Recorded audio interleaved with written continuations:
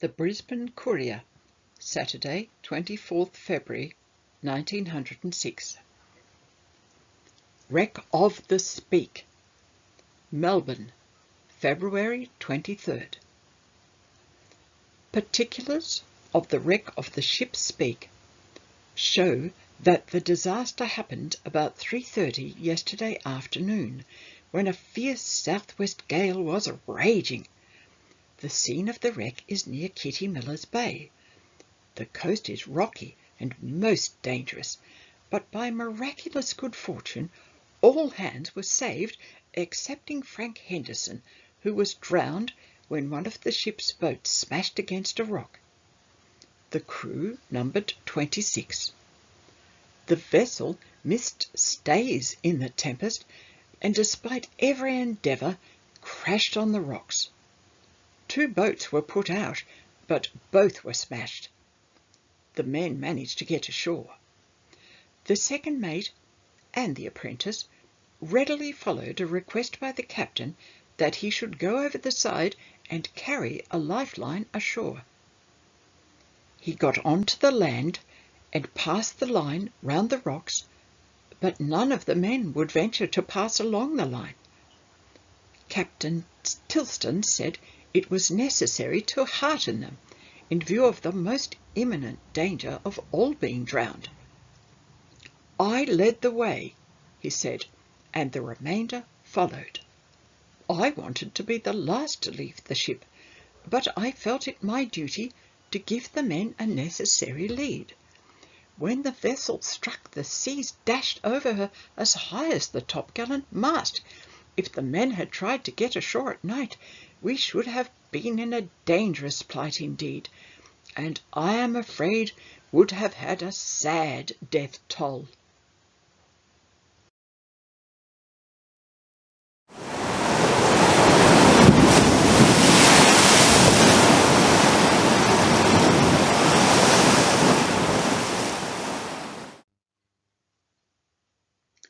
The mighty Speke of the Leyland line plunged out of control of the helmsman's grasp.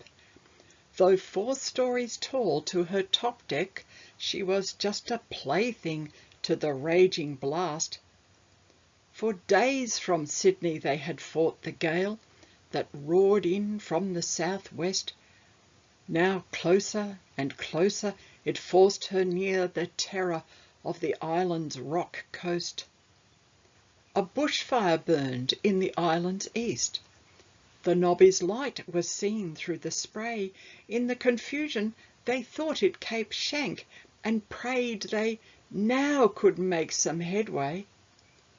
But the massive waves and howling wind drove the great ship in without grace. Both anchors were cast. One weighed 3 tons, but in the huge surge the chains parted like lace. The deck was flooded with boiling foam, the ropes uncurled and flailed, the crew all braced for the impact. She struck. All their work had failed. With a scream she swung round and lay broadside. In her stern a large hole was torn. Waves as high as the topgallant yards. The men thought their lives were gone.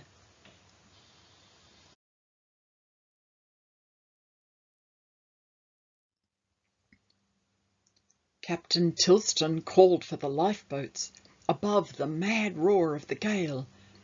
The men worked together to free them. At this they must not fail.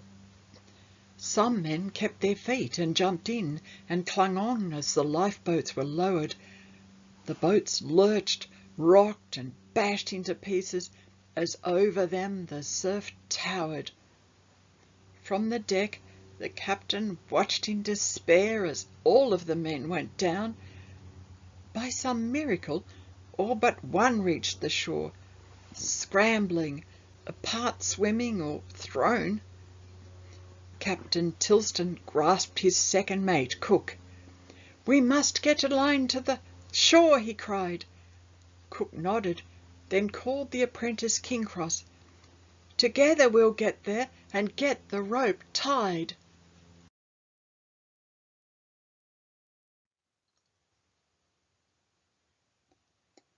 The line was tied about Cook's waist.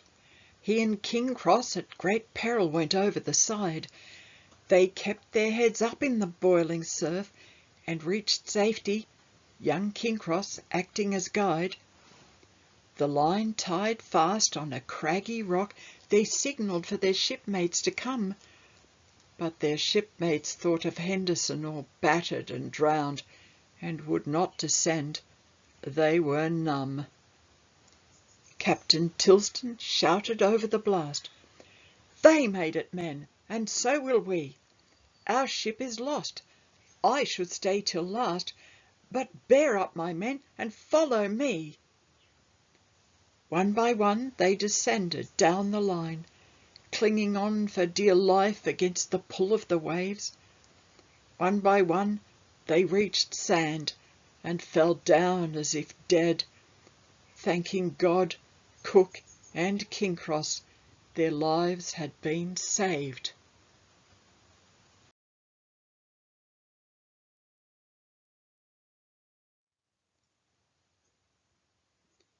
Their great ship stood groaning against the rocks.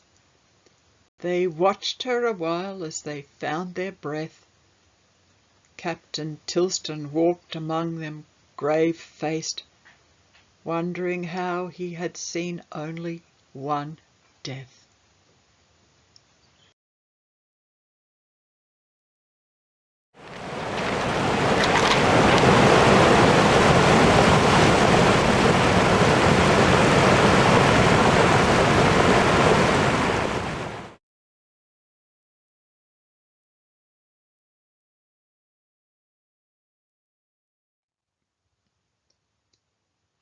The mighty Speke of the Leyland line now lies like bones under 80 feet.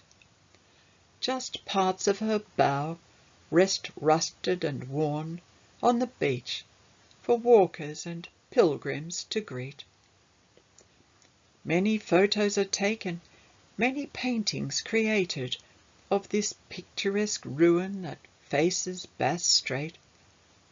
How many who come here to touch and to wonder ever realize that once this ruin was great?